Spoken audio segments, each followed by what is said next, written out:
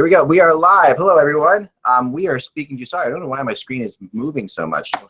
Maybe it's because it's teetering on a couple things. There's an earthquake in eastern Pennsylvania. Yeah. No, we do have a winter storm. Watch out for 1 to 2 inches of snow. Like, wow, that's going to kill us, Yeah, that's weird because we had winter storm warning signs all over the throughways here. And if you look at the sky, like there's nothing over Buffalo and there's just this big black cloud hanging over the southern tier. So it's like nobody cares about the southern tier. We only care about Buffalo. I think it's a cloud hanging over Orchard Park, but I'm not sure.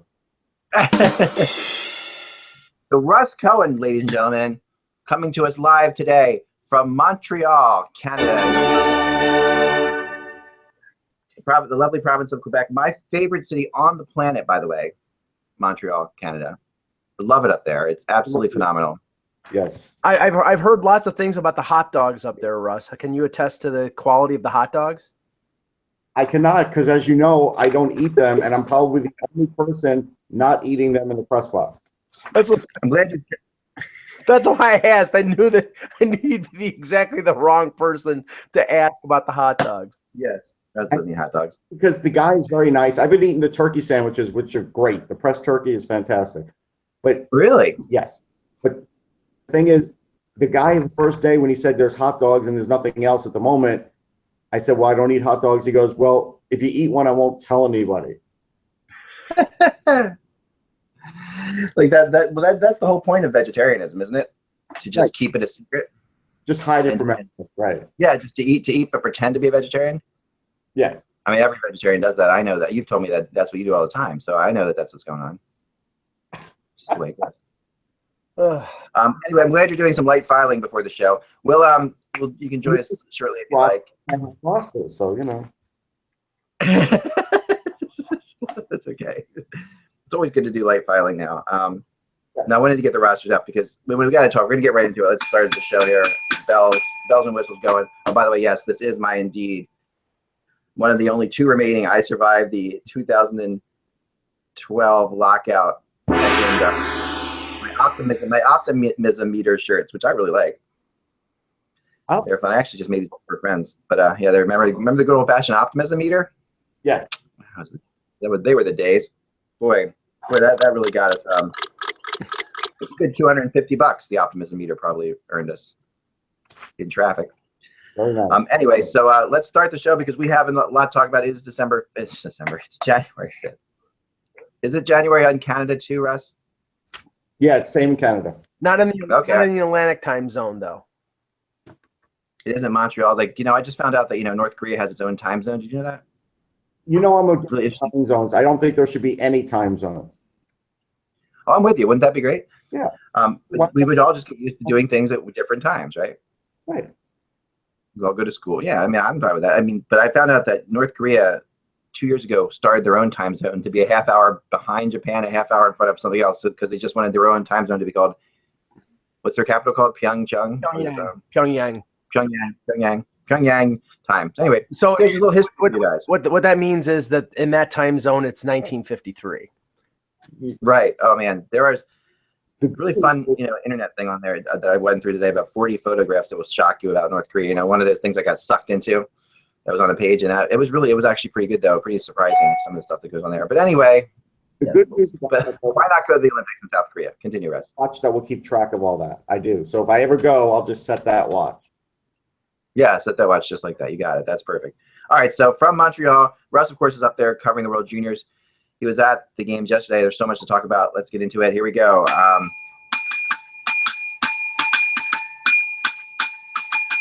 Hello. Hello, Hockey World. It is Thursday, January 5th, 2017. I'm Michael Agello. I'm Russ Cohen from Sportsology. And I am Eklund. And you're watching HockeyBuzzCast on HockeyBuzz.com. And that's Russ Cohen from Sportsology. Just cut out a little bit there. But I want to make sure that you go to Sportsology.com. .com or .net? Sportsology.com. Or both. We have them all. .com, .net, .net. Yeah, both. Okay, that's cool. That's great. Yeah, because I know, actually, it's funny because I know I've gone to both.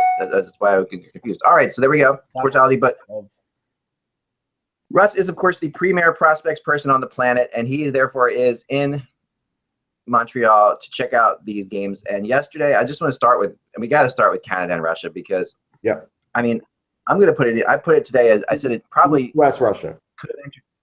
Yeah. USA Russia. I'm sorry. Thanks. Oh man, I'll say this: the USA Russia was, I think, one of my top 2 favorite junior games I've ever seen of all time. The other being the Carlson overtime game, that was Canada or USA. Probably had nothing to do with the outcome, right? Right. But then this one though, had it all. It might even be one of my top 10 hockey games I've ever watched. I just was completely. It was such a great pace. They played the game in 2 hours and 2 minutes. Yeah, it's the way hockey could be, right? It was amazing. Samsonov was just off the charts great. Parsons was great. Like the play in the third period and the overtime was really crisp. Yeah. It was fun. I just felt like I just hate the shootout with so much fervor. And I felt horrible for Samsonov because even the U.S. players after the game sort of admitted it was better to, because I asked him, I was the one who asked the question, hey, do you think it was better that you faced him in the shootout rather than extended overtime? And Colin White's like, yeah, I think so. Yeah. Well, and the crazy thing about it, okay, so Parsons was 0-4 in shootouts last year, or in his career in London, which is kind of crazy. You know, Samsonov is such an interesting goalie. But what was great about this game from a goalie perspective, like as a goalie fan, is watching 2 of the best young goalies in the world. 2 completely unorthodox goalies, like completely, like, you know, I would say Samsonov, believe it or not, I'll tell you who he reminds me of, and people are going to laugh about this in some ways, but Czechmanek. And now I know Czechmanek has a whole lot of other baggage that goes along with him being Roman Czechmanek. He also wore shoes that were made out of a weird wooden texture. I didn't understand when he first wore these shoes. They were not leather. They were like made out of wood. It was really odd. They were cloth. Czechmanek or Samsonov? Who wore the shoes? Czechmanek? No, Czechmanek, sorry. Yeah. So, I mean, the aggressiveness that Samsonov shows, you know, is phenomenal. He's always out on the angle, and he charges out at players, which Czechmanek used to do as well. Like he'll charge out at someone on an angle. He looks awkward making saves all the time. Like he looks as if he's going to give up bad goals all the time, but he makes some incredible plays. And then Parsons, who really does. I mean, forget who's the color commentator that was doing it. I really like him. It was Mears and Starman, and you're talking about for you at the USA broadcast on NHL Network. Yeah, no, on TSN I watched. Ray Ferraro. Not Ray Ferraro. Lord Miller. Oh, nope. Gord Miller. Nope. Continue going. This is a really good guy. Used to work for the Hockey News. I don't know. Anyway, I'll think of him. Anyway, that sucks. Why can't he follows me on Twitter? I talk to him all the time. This is really bad. Anyway, he brought it up that Parsons had a lot of John Quick in him, and I could see that very much so as the game went on. You could see there's a lot of the quick mannerisms and the quick, even the way he kind of handles himself.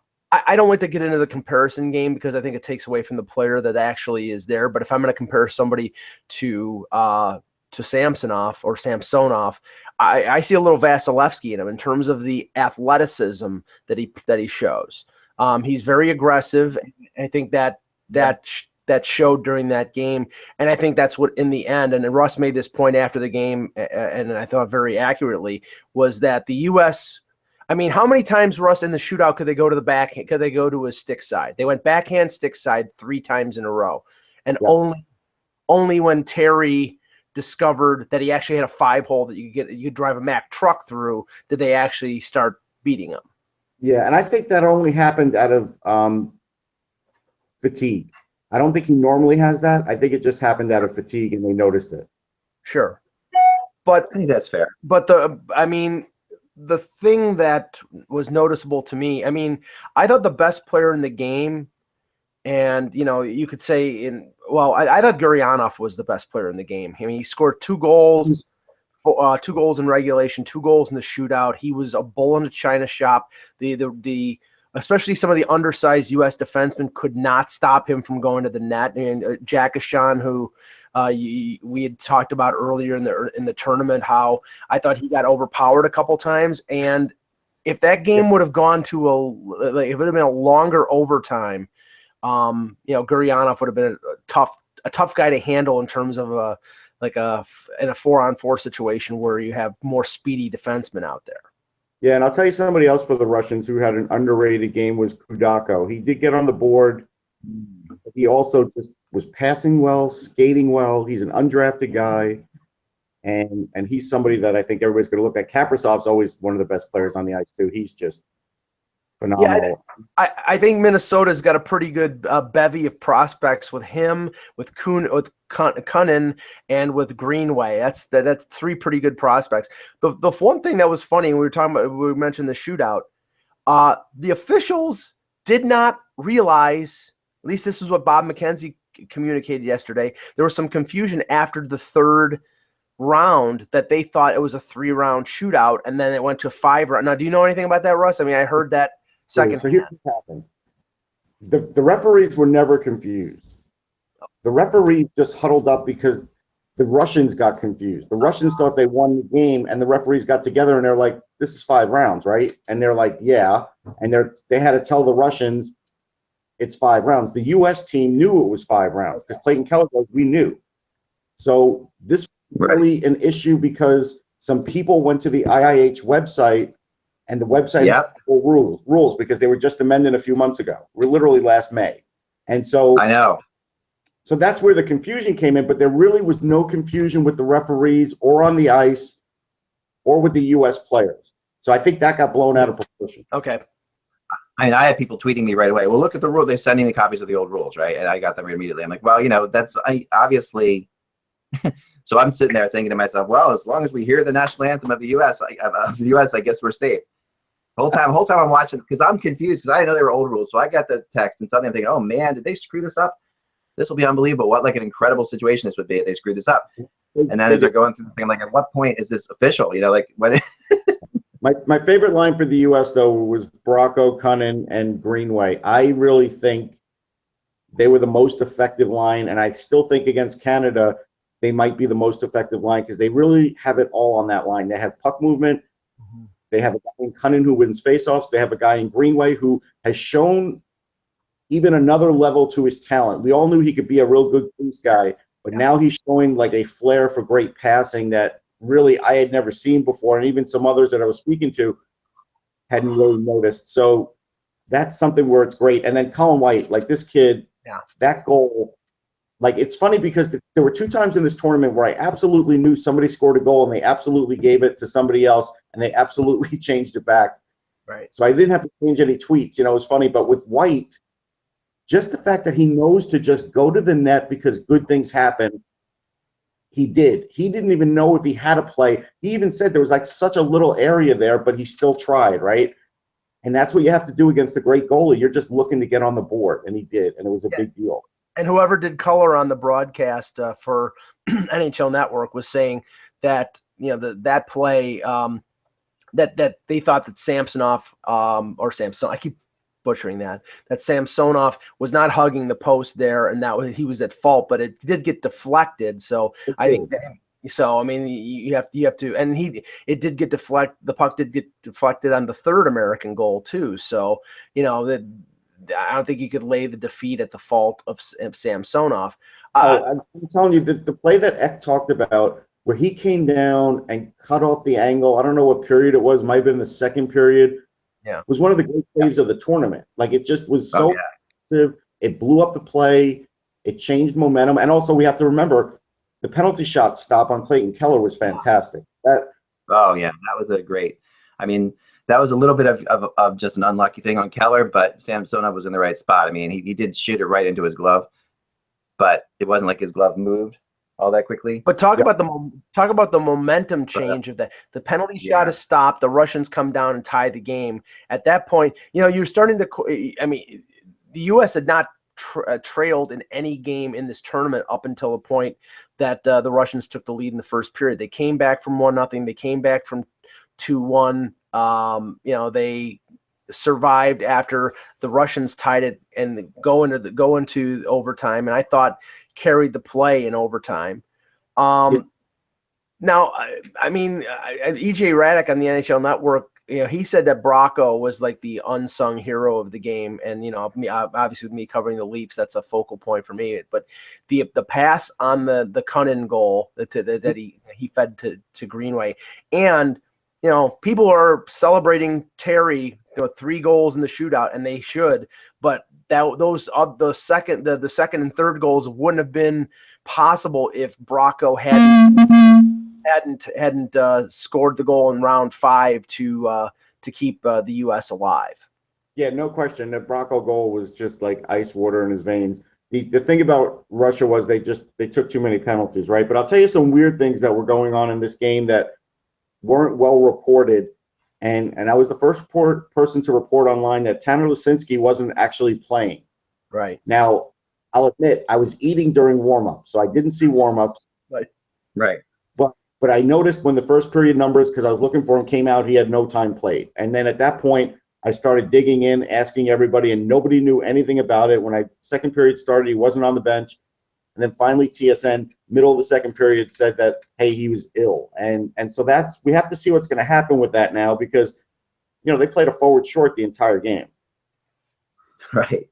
No, that he was sick, and that's what we heard too. Mike Brophy is the person I was talking about. I'm so apologetic because I didn't mention Mike Brophy was the guy who mentioned it, that Parsons looked like Jonathan Quick to him. And Mike Brophy is. What was that? I think he just unfollowed you, but I think otherwise. Yeah, I'm sure he did.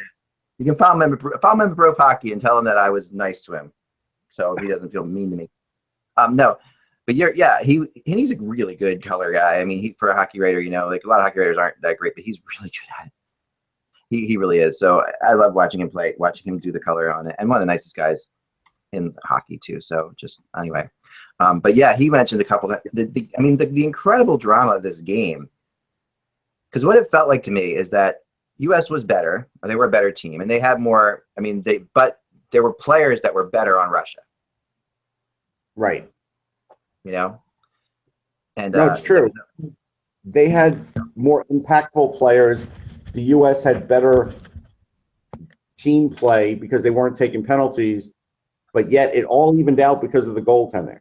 Yeah, and I have to say the Bruins are in good shape with Charlie McAvoy. Yeah. I would be surprised. I'm not looking at the stats right now. I'd be surprised if he didn't lead the Team USA in time on ice, because in the overtime he was out there. I would swear probably of the 10 minutes out there for about 7. He was out there constantly. Here's the thing. I don't like to give my co-host Shane Malloy a lot of credit, but he did say that McAvoy was going to play an insane amount of minutes, and he was right. Yeah, he was dead on. In this game, he played 31-55. Think about that. 31-55. Wow. That is insane. He was out there all the time. And by the way, now that we're pointing it out to me, thank you. You can tell Brophy that I was wrong. He wasn't the color commentator at all. It was indeed Ray Ferraro, who sounds a lot like Mike Brophy, and I've heard Mike Brophy do color and everything. So Ferraro did a great job, and I apologize. So do not tweet that to Brophy. His natural habitat. He just showed himself. Oh, I'm such a mess. I'm sorry, guys, about that. Anyway, that's just. You're right there about McAvoy. Let's go back to that, please. 42. Say that again, Rob. Yes. He had 42 shifts. That's unheard of. Yeah. That's crazy. Now, and we'll talk about Sweden, Canada before we talk about the matchup tonight. But it was funny, Russ, because around I'd say middle of the second period, after Russia had taken the lead again, I'm getting messages from some Leaf fans and some friends of mine saying they should have they shouldn't have gone away from the rotation. They should have put Joseph Wall in there, and they should put Joseph Wall in there tonight because he beat Canada before. That had nothing to do with this game, which has nothing to do with any other game. Right. And when you have a goaltender who has won a Memorial Cup, yep, and has been in the and has faced the pressure of going through a Memorial Cup, and he's a good goaltender. We both know that. You play that guy. I mean, I'm not taking anything against Joseph Woll. I think he's a fine prospect, and he's surprised. I'm surprised that that Team USA played him for even a couple games, because usually they go with one guy and maybe, use the backup in back-to-back situations and not a rotation. I think Wolf's probably going to be the U.S. starter next year in Buffalo. But right now, I mean, they're going to ride the back of Tyler Parsons. Absolutely. I mean, he's got the pedigree, and we all know that as a goalie, you have to have a certain amount of pedigree to, especially in a tournament like this, especially when you're in hostile Canadian territory. Like, this is going to be a big deal for him to play in this game.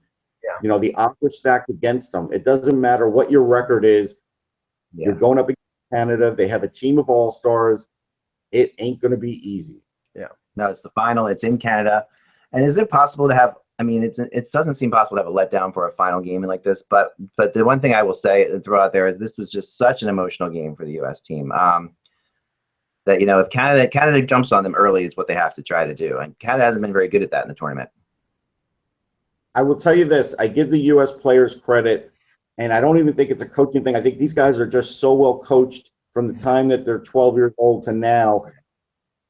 So, but they were calm after this win. Like, they already knew they had to turn the page. They were happy, don't get me wrong. But they already knew they had to turn the page. So I don't think any of that stuff is going to occur. And again, when you have a kid like McAvoy, who is literally cool as a cucumber on the ice that much, that does settle down a team. So I think you're fine there. There are some other worries, but we'll talk about the other game first before we talk about tonight. Yeah. All right, let's get into. Also, a lot of people sending me stuff about the Flyers prospect. Vorobyev, right? Vorobyev, is that you say it? He was really, really great. He plays a complete game. Like, this guy was busting it to get back on defense too. He was one of the real eye-opening guys in this tournament, no question. Yeah, that's it's a 5th round draft pick or a 4th round draft pick for the Flyers?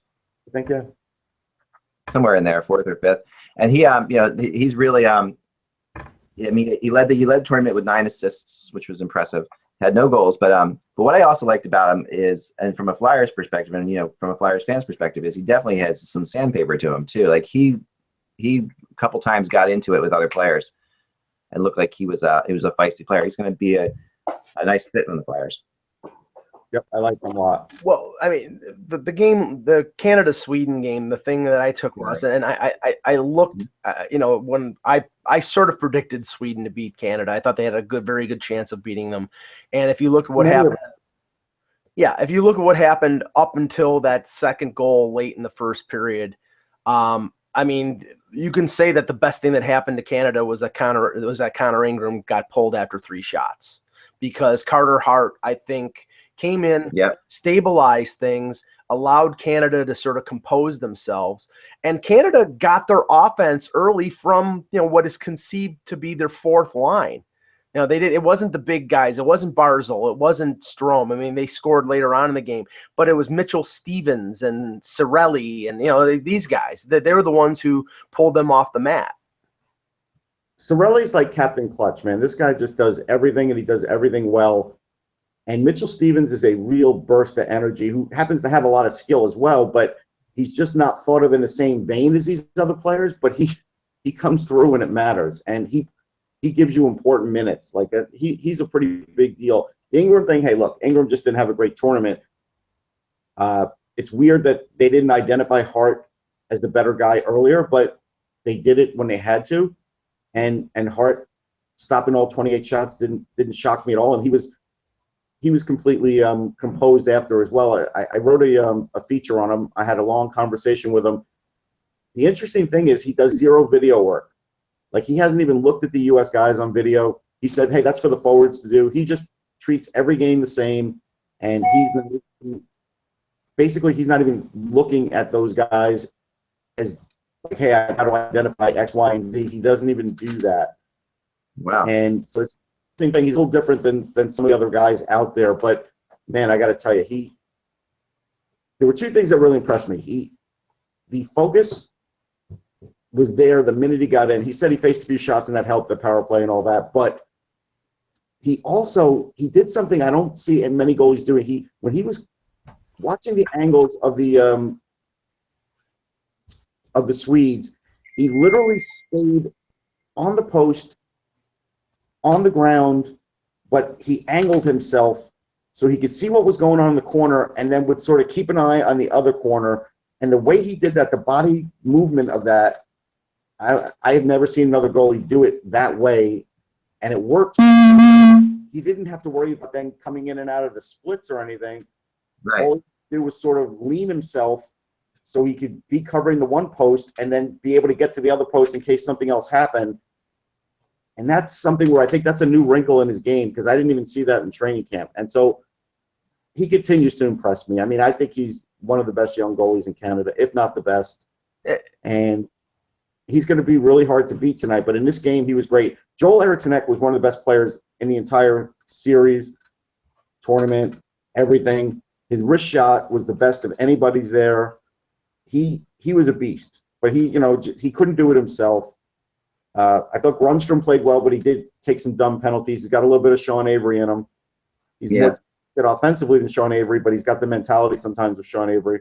I think Mark Hunter described him as the Swedish Leo Komarov at the draft. I think that's a perfect description of him. But sometimes it's good to have that, but sometimes when somebody's patting Brooks Orpik on the shoulder pad after a goal, and that revs up the other team, that's not something that's a good thing. So it's something he grows out of, Russ. Yeah, Alex Nylander worried me a little bit because there would be times where he just looked fantastic, but then there's other times where he just doesn't engage. He'll never throw a check. Mm-hmm. He'll never try and dig the puck out of a corner. He's always waiting for the puck to come to him.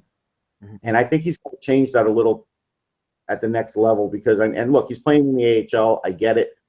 I think it's going to take a little while, though, for that change to occur because he's not always going to be able to be fed the puck. Sometimes he's going to have to go and get it himself. He's got enough size, and he doesn't have to hit people, but he has to be able to work it out. And he didn't do enough of that.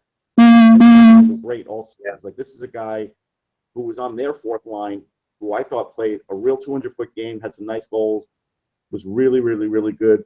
It was really weird that Jonathan Dahlin was another guy. Again, I've never been in a situation where I'm looking on the score sheet and a guy hasn't played, and he didn't play for 2 periods. And when I spoke to Uffe Boden, who covers really the Swedish Hockey League like nobody else, he said he felt like they were just shielding him. And they were, because all of a sudden, third period, first shift, he's out there and he draws a quick penalty and he looks great. And you do have to wonder, why didn't he play earlier? He is an impact player on offense. Maybe his defense isn't fantastic yet because he's a kid. He's a 2018 draft pick. But that was a little puzzling. Well, and just going back to the U.S. game for a second, if you looked at the combination of the forwards that they used in overtime, it was White and Keller. It was, they used Tage Thompson a little bit. Until that last shift in the in the last minute of the overtime, Bracco was never on the ice, and Bracco they used Kunin and Greenway, but Bracco was never on the ice because there's always concerns about his defensive abilities. One guy I want to ask you about, Russ, is Rasmus Dahlin, the 16-year-old defenseman. He won't be in the draft until 2018. But what were your observations of him? Yeah, and that's what I meant, Rasmus Dahlin. I was getting him mixed up with Jonathan. Okay. Rasmus Dahlin was the one who didn't play till the third. So right. Okay. I thought for the short time I saw him, he looked good. But as far as other times in the tournament, he's a fantastic offensive player. Like, he literally can go around 2 or 3 players quickly, like he did in that third period, and draw penalties or get offensive plays going. I'm not worried about his defense. It'll get there. He's a young kid playing with older players, a lot older players. But I was really impressed with him. And like I said, I was hoping he would have a bigger impact in this game. But that was a coaching decision. It wasn't on the kid. So, that's just one of those things. But no, he's really impressive. Like, he's really good. I'll bet you he gets a lot more ice time today in the bronze medal game because the stakes aren't as high. Yeah, he definitely will, and they definitely want to win that medal. It's not like they're going to just not play hard to try and win that medal. They're going to play hard to win that medal, and they have a lot of pride, that team. I felt like what happened was their defense just broke down. And Canada, I don't want to say Canada gooned it up, but Canada was doing a lot of after the whistle stuff, and they goaded them in. Yeah. And Sweden definitely fell into that trap, and I feel like the U.S. could fall into that trap too, because Canada's got a lot of guys that are annoying and abrasive, but great players, but can push you around because they're strong, and they really can get you off your game. I'll tell you somebody who I was trying to watch, focus on a little bit yesterday, who I was disappointed with, and I thought he took a couple runs at people that were questionable, was Pierre-Luc Dubois. I've watched most of the Canada games, and he really hasn't impressed me that much, Russ. No, you know what? He's in a different role. Again, you're looking at a guy in a role. Not everybody can score, and he's doing a great job of playing physical, getting guys off their game, being a tough winger at times. And so I've actually liked his play. I haven't had a problem with it. I'm not looking for him to score when they've got all these other guys, but I think he's effective. I do.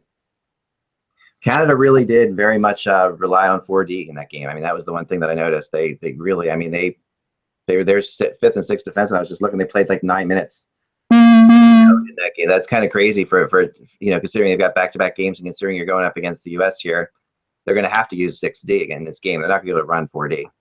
Yeah, I agree with that. And that's a big thing. I mean, Shabbat, though, he has been so impressive. I mean, he definitely is all that and more. I mean, Ottawa's got to be thrilled about that. There's no doubt. Florian knows what he has in him, and they are thrilled. And his skating's been great, and his puck handling, and his hockey sense.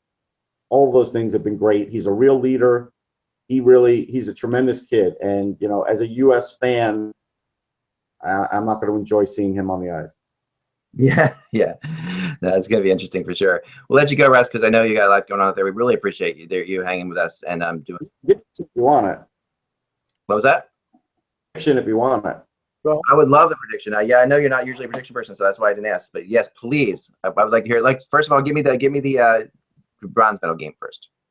Okay, so for the bronze, I am going to go with Russia. I think Samsonov's going to be too tough. He's really been, if not the best goalie in this tournament, the second best. Right. So I think he's going to win that one. I don't have a score in mind, but I think it'll be 3-2, something like that. I think it'll be fairly low scoring. For the U.S.-Canada, I think Canada is going to win 4-3 because if they get 1 or 2 or 3 power plays, Canada's power play is deadly. And put them in the box. But I have a feeling they're going to get in the box because Bellows has been putting guys in the box, and so we'll see. Yeah.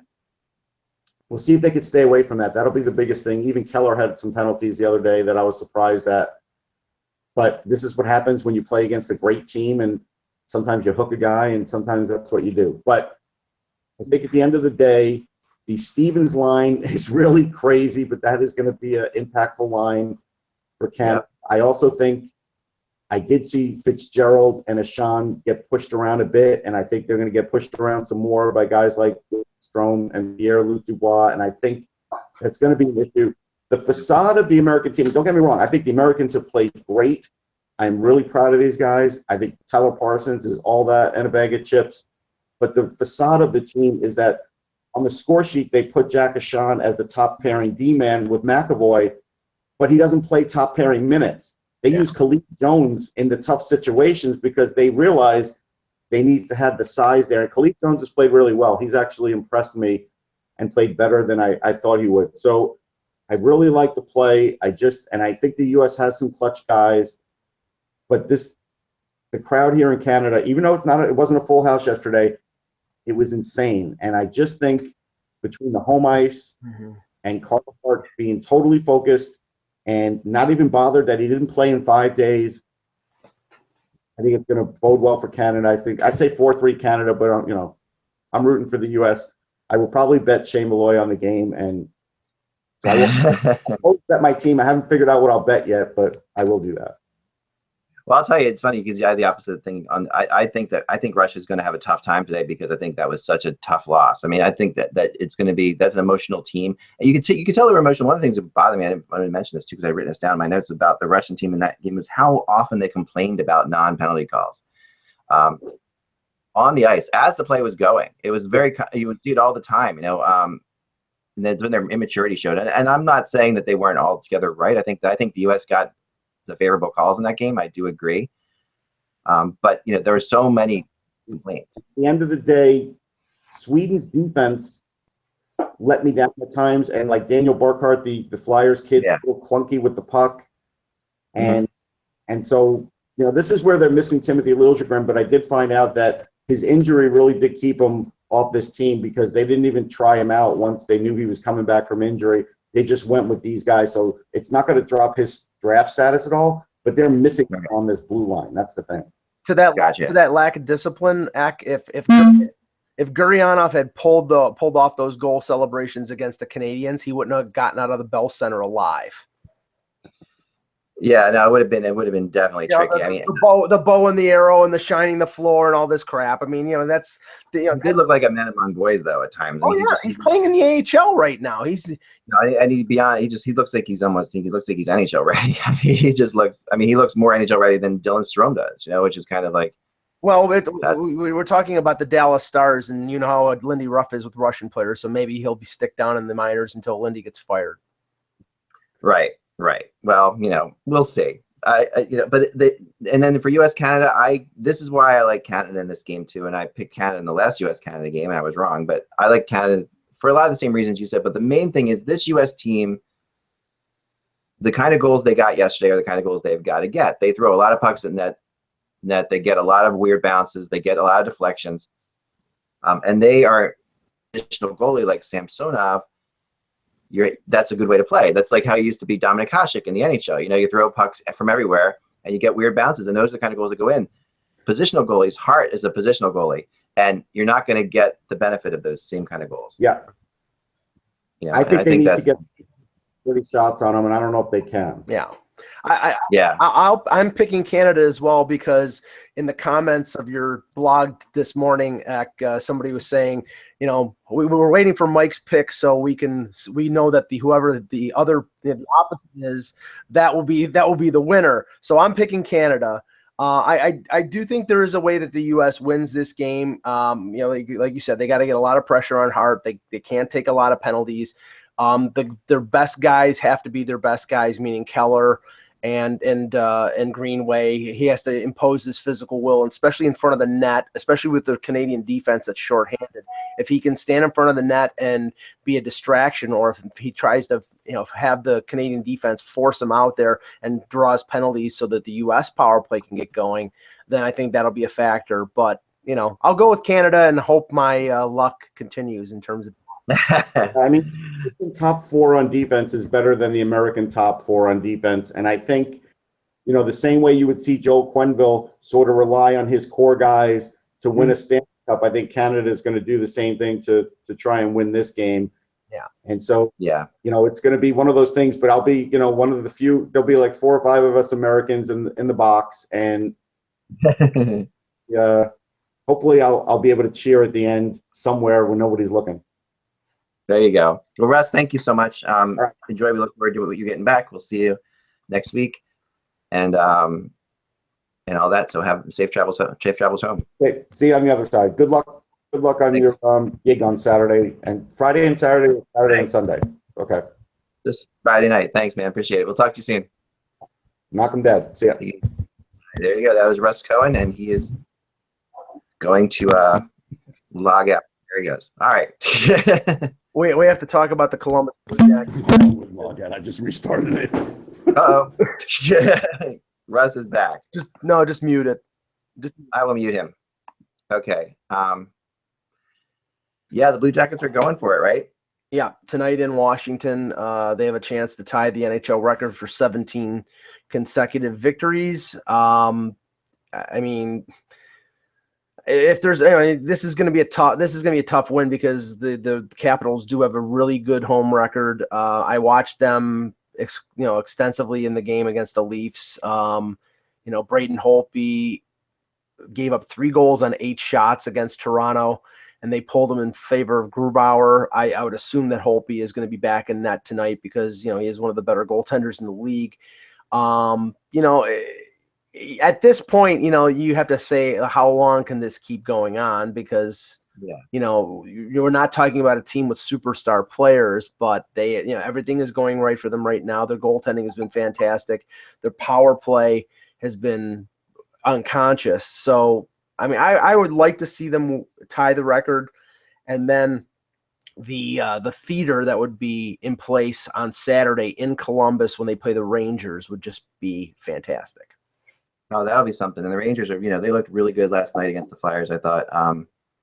And this is the thing about the Flyers and the Blue Jackets, like we've talked about. Both of them haven't played a lot of the Metro Division teams. And last night, the Flyers looked behind, when it came to playing the Rangers. They were always a step behind. It was a closer game than it appeared. Not great goaltending from Mason last night for the Flyers. But the Rangers are just so fast and so quick that you have to be on top of it all the time. And they're a great counterattack team.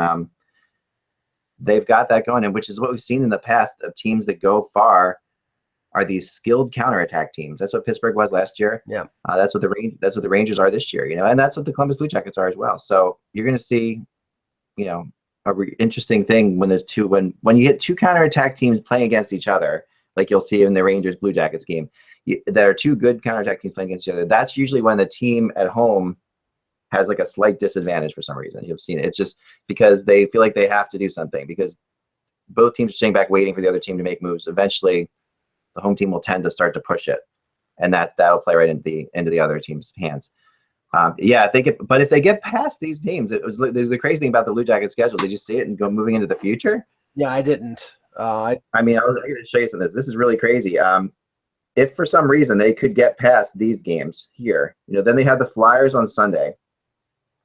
So that's, of course, that's not going to be a real easy game, but they have tended to dominate the Flyers.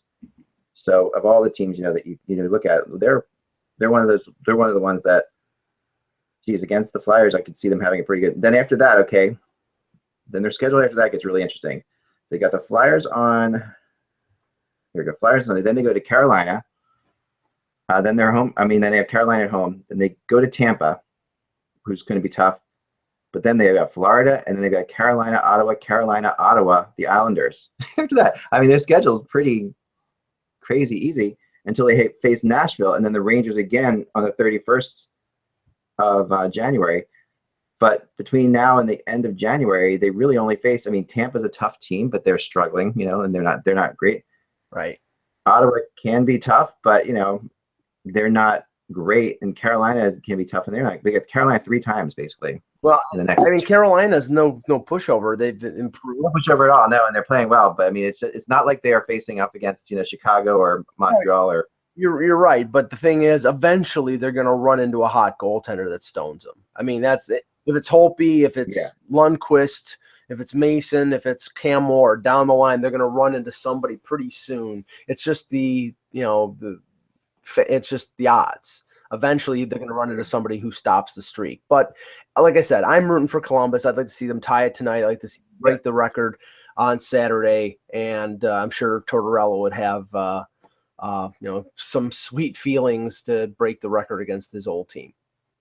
Oh yeah, and you'd have to think that Rangers game in Columbus. Actually, no, they have Columbus and Philly both at home. So on Saturday and Sunday, they're both home games. So they could go really far here.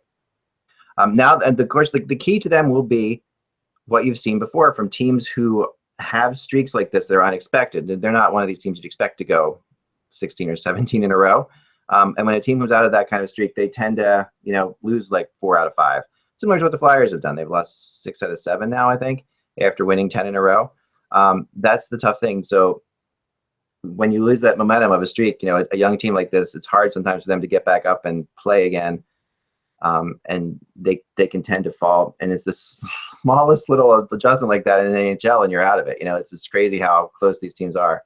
Well, and that's why when a team is operating on all 8 cylinders like the Blue Jackets are, you keep pushing it until you run out. You just keep pushing and pushing and pushing until it finally exhausts itself, because you never know all these points that you're building up right now you may need. I mean, they've won 15 games or 16 games in a row. They're only 3 points ahead of the Penguins. They're only 3 points ahead of the Rangers. Now they're 13 points ahead of the Flyers for the last wild card spot. But if you go through a winning streak, that's basically 1/5 of your season, 20% of your season. You're not going to be happy with, just making the wild card. You're going to expect to be in the top 3 in your division, or at least, maybe you have home ice advantage in the playoffs. They're only 3 points ahead of those two teams, and they've won 16 games in a row. I know. It's just, it's just crazy. It's because those teams below them are either getting 1 or 2 points a night themselves. I mean, that's the now. Now the one thing is, Columbus has played 36 games. Yeah, they have games in hand on people. They have 5 games in hand on the Rangers. They have 2 games in hand on the Penguins. So, they're winning all these games, and they have games in hand. So that definitely is a factor. But I'm just saying, keep pushing. You never know how many points you're going to need to make the playoffs. Oh yeah, no, but from here on out, they do play a ton of games. I mean, it's like looking at their schedule. Besides they have the 1 5-day break like everybody has. Theirs comes in January. No, theirs comes in February. Sorry, but this is besides that they have literally every other day. I mean, they are playing straight out the rest of the way. Probably more than every other day if you were to actually equate out how many games they have left. So it's a ton of hockey. Yeah, and and a ton. It's interesting because and a ton at home. I mean, they've got a lot of home games left. They really are going to be. I really hope they get a great crowd for this game against the Rangers on Saturday. I imagine they will. I would think so. Saturday night's pretty good too. But this is the time that this is. Blue Jackets fans have always been great, but they're small in numbers, but they're very, very passionate about their teams. Mm-hmm. And this is definitely the time. I know some people that are flying out for that game that are Blue Jackets fans if it's a record breaker game. So, that's going to be something. And if they win it if they break the record on Saturday, Philly's not playing well on Sunday, so who knows? I mean, they could take it even further. So they have to see how this all plays out. But if they break the record on Saturday, the Flyers game is on Sunday. It's back to back. Yeah, back to back. So I'm assuming if they win tonight for the record breaker, Bobrovsky is going to be in net. They will probably go with McElhinney in the second of back to back. So that would give the Flyers a better opportunity to win that game, because obviously McElhinney is not as good as Bobrovsky. They're not going to – I mean, Bobrovsky's had injury problems throughout his career. They're not going to, risk playing him, playing 3 games in 4 nights for the sake of a record. They're going to play the backup. And McElhinney's played pretty decently for them. But they're if it's back-to-back games, they'll probably play him in one of the games. And that would, maybe the streak ends there. But we'll see. Yeah. So tonight you got to deal with both these. You got to deal with some serious switching back and forth between Canada and the U.S. and Columbus and Washington. A couple things that are interesting about the Capitals and about this game tonight. The Capitals are 15-1-1 this year when having a lead entering the second period. So when they've been going and they're up after the first period, they're 15-1-1. But both of those losses have come to Columbus, which is interesting. So they're 15-0-0 after the first period when playing anybody but Columbus. So yeah, that's something you have to really. It's really going to be fascinating to see. On the rumor front, Darren Dreger brought this up last night, and I think it's something we're going to have to watch. A team that we really haven't talked about in terms of being a seller. Although with the list that you put out yesterday, I don't know where they were on the list, which was Detroit. Detroit is 7 points out of a playoff spot, and Drager believes that if they start to fall a little further behind, you're going to see them start to dump their UFA players. Steve Ott, Brendan Smith, Thomas Vanek. I think Drew Miller was another one. And for teams that fall short of getting that top 4 defenseman. Brendan Smith is not a top 4 guy, but he might be an acceptable, fallback position to get a defenseman as a rental before the deadline. So that's a guy we're probably gonna have to watch out for. Yeah, and I heard. I mean, one of the things we're gonna be writing about later today, and I've been following Vanek a little bit. Yeah. that's a player that I heard connected to the Blackhawks, and I think, and it really does make some sense that you would see Vanek on the Blackhawks, doesn't it? Just when you think about the kind of moves that they've made over the years. Mm-hmm. Vanek is such a good player when he's playing with other skilled players that he could be really good with the Blackhawks. I mean, that's what people don't seem to realize about Vanek is he hasn't played with that many skilled players since very early in his career. Since he played with Derek Roy and I think it was Connolly for a while, Pominville for a while in Buffalo. That was the big line back in 06 and 07. Yep. I mean, and then after that, he goes to the Islanders, and he played the Islanders where he played a little bit there with some skilled players, but not, and then on Montreal, not so much. Definitely no skilled players on Montreal. And Minnesota, he didn't play with that many skilled players either. So, well, if you think about it, Vanek might be the perfect fit with Taves and Hossa. I mean, that's basically what they're looking for right now. They're not going to mess with that Anisimov, Panarin, Kane line, and those guys are all lightning quick speed wise. We know Vanek is not a speedy guy anymore. They, the Blackhawks went out and they got Andrew Ladd. Andrew Ladd is not a speedy guy. He fit well for time with Hossa and Taves, and Vanek with that line. He especially on the power play, the guy stands in front of the net, is very deft with his deflections. He's strong. He's tough to move out. I mean, it would, and his salary is around 2.6 million. So that's something that the Blackhawks might be able to accommodate. I think that's a pretty good fit. Yeah, I'd keep a good eye on that one. And it's one of those things that could happen earlier than later as well. I do think you're going to see some of these earlier moves this year for the trade deadline. Depending on how much money people have. And the Blackhawks have the money to make that happen, as I understand it. So if they have the money now to make it happen, they could make it happen sooner than later, and then get him used to playing with players, get him in there and get that going. It all depends on how many teams have determined their sellers. I mean, right now there's probably less than a handful that would say, okay, we know we're not making the playoffs, so we can Colorado, Arizona, and a few others, and then the rest of it may think that they have an outside chance of making the playoffs, so they're going to wait a little longer.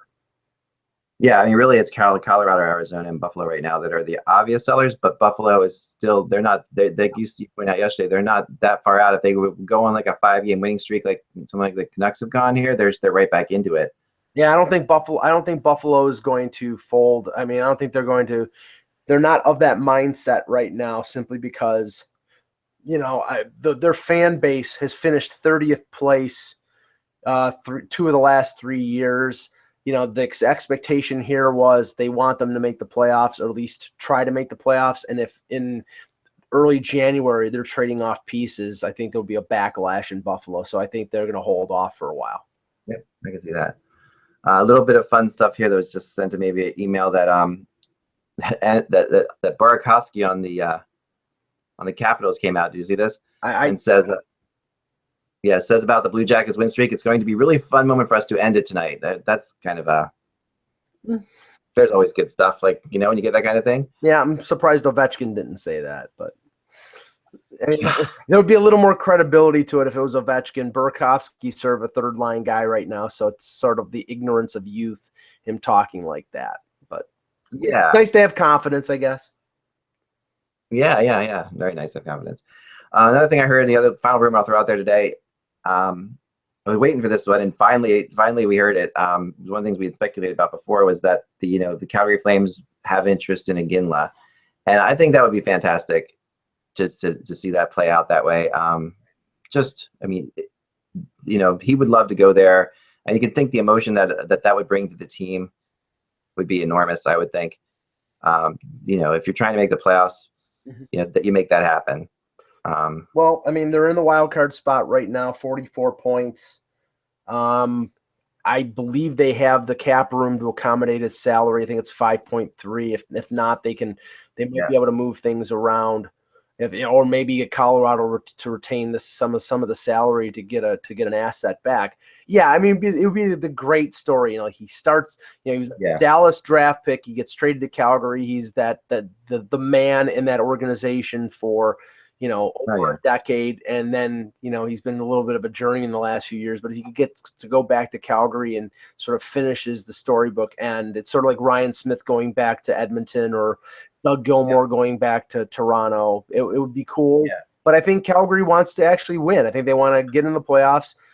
And like Russ has said before, I mean, I don't think Jarome Iginla is a top 6 forward anymore. The question is whether he would go someplace where he's not going to be a top 6 forward. Yeah, I think he's going to go. His choices are going to be very limited by the fact that the teams where he could be a top 6 forward may not make moves for him. And the teams where he would be a top 6 forward, aren't going to be playoff teams. I mean, that's the other thing. I mean, the reality is, I think the playoff teams all have 6 forwards that are probably stronger than Iginla. Right. So he's going to have to go to a place that he thinks he has a chance to win. And you're also going to, and other place he wants to play, and he would have no problem going back to Calgary. So I think that's a town that would make a lot of sense for him. He would love it, I'm sure. The fans would love it. It would be a great story for hockey. Let's make it happen. Let's make it happen. That would be I think that would be great to see. All right, that's all the time we have for today. We'll be back again tomorrow, and I'm not sure what time yet. We'll talk about that in a little bit. Might be on the earlier side tomorrow. I'll let you know. Remember, guys, without the buzz, it is just hockey. We will talk to you then. Enjoy the games. 3 o'clock, I think, is the bronze medal game, right? 3:30 and 8 o'clock for the gold medal game. 30 and 8. And then the Columbus game, I think, is at 7. 7 or 7:30, yeah. Yeah, so enjoy. Lots of hockey. Have a good day.